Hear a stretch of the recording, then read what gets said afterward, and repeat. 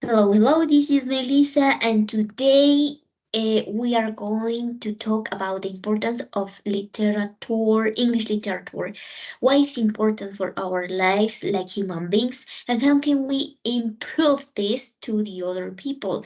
So let's start. So do it. The importance of English literature, first step.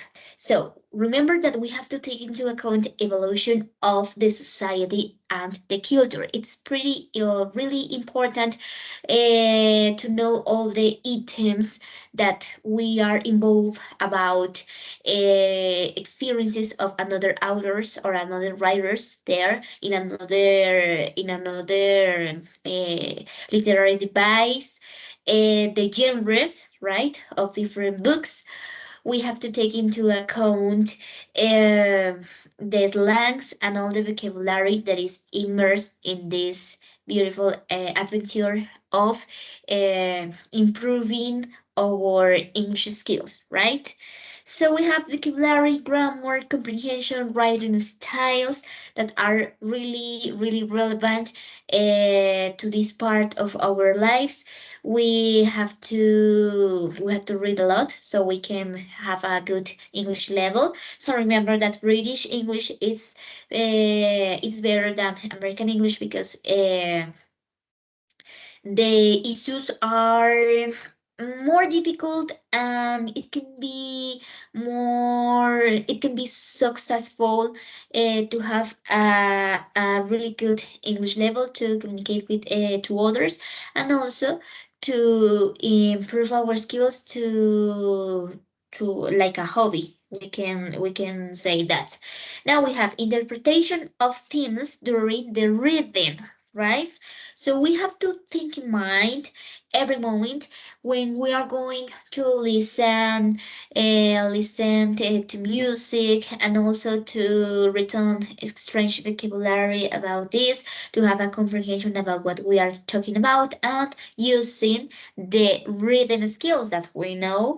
We have the skimming, scanning, and previewing our prediction that are issues to take into account, and to define complex emotions, and also to interpretate all the all the emotions of authors or writers, and also um, to be or to keep in mind all important things around the world, right? Remember that English literature not only is about narrative or a drama or horror, it is about real life, real world, but you must to be immersed in all the themes, all the themes. So, for example, about politics, culture, arts, history, because not all the times you are going to read what you like a lot, but also you are going to read what you do better. Okay, so we have the creativity and exploration about all these issues.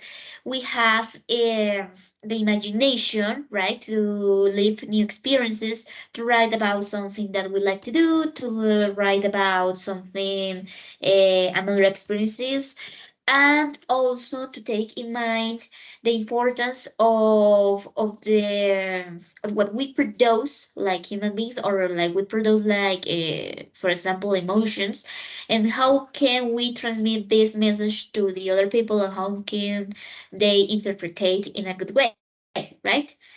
So I recommend you this book, that despite it is an American book, it is pretty good to learn English to the beginners, right?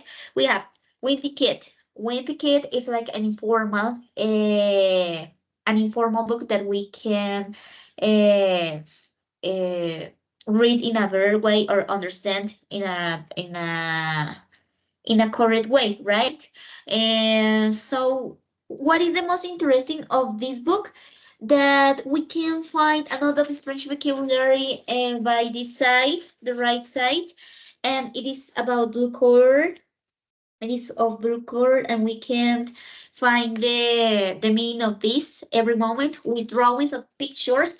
That remember that there are people that is you. that is really visual, right, and this is important, and you can color by reading, and also you can underline the strange vocabulary and also learn at the same time like a dictionary. So a good strategy that I recommend you is this book, okay? And also to when you are going to read a complex book, like for example the Gulliver's Travels or Dracula's or the Hunger Games, you can use this technique, right? Not only using the reading skills, but also making pictures when you are reading or looking point by point the main sentences of each one of these. Okay, and the other to look for new words and phrasal verbs, because those are really important in British English, and also to acquire knowledge in English literature. Okay. Now, taking notes, chunking, making revisions several times of the texts, right? We have the genres that are fantasy, mystery, romance, drama, essays, poetry, fiction, and horror. And we have to take into account the literary devices to know or to have an idea about how can this improve our English skills. So, for example, symbols, what can we find in the books? What is the meaning of that symbol or about some picture, the metaphor. So remember that those are phrases that are related to the real life, but saying in simple words. Simile is the way that you find something like synonyms into the text that can relate it when you don't know something about this. Imagery, that there are a lot of pictures that can take you to the history, or imaginary pictures too. Alliteration, remember that there is a repetition of something into the text, and hyperbole, that is an exaggeration about the what we find in the books. So it's time to study a lot, right? Like teachers, to improve your personal relations, and also to learn how to learn to communicate to others in order to have an advanced English, and you can teach to others and you can learn more languages. So this is Melissa Nahar, and thank you so much. I hope you are very well and you like this video. Please a big close, and don't forget the recommendations and